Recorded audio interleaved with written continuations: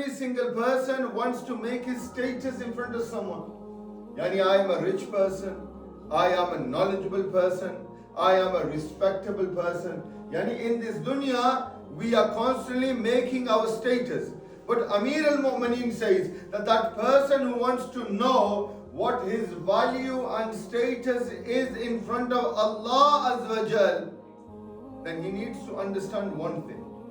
That when he commits a sin, when he does a guna, when he goes against the teachings of Muhammad and Ali Muhammad alayhi salatu wasalam, he needs to understand what is the value and status of Allah Azza wa Jal in his life. Yani, we want to understand what is our status in front of our Lord. But firstly, we need to understand what value and status we give Allah Azza wa Jal in our daily life. What value do you give Allah Azza wa Jal? What status do you give Allah Azza wa Jal? What value and status do you give to Muhammad and Ali Muhammad alayhi salatu wasalam? Every single day, instead of moving towards Allah Azza wa Jal, we are moving away from Allah Azza wa Jal. Instead of understanding Muhammad and Ali Muhammad alayhi salatu wasalam, we are moving away from their wilayah. Yani, it is not sufficient to say that we love Muhammad and Ali Muhammad. We all recite the ayat, قُلْ لَا أَسْأَلُكُمْ عَلَيْهِ أَجْرًا إِلَّا الْمَوَدَّةَ فِي الْقُرْبَى. We all know that the wilayat of Ahlul Bayt is wajib in our lives. But what is it that we are doing to understand Ahlul Bayt alayhi salatu wasalam? What is it that we are doing to get close to Ahlul Bayt?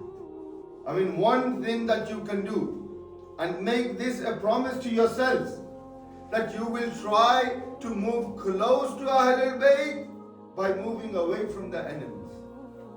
Anything that upsets Muhammad and Ali Muhammad, when you start moving away from negativity in your life, inshallah, the positivity in your life will be the wilayat of Ahlul Bayt al-Islam. Move away from everything that upsets the Imam of your time. Recite your salah on time. Recite Quran. Try to understand the Quran.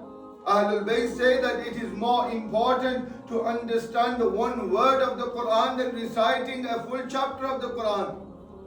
Wallah, there is no harm in reciting the Quran, because reciting the Quran is barakat, because Quran is nur.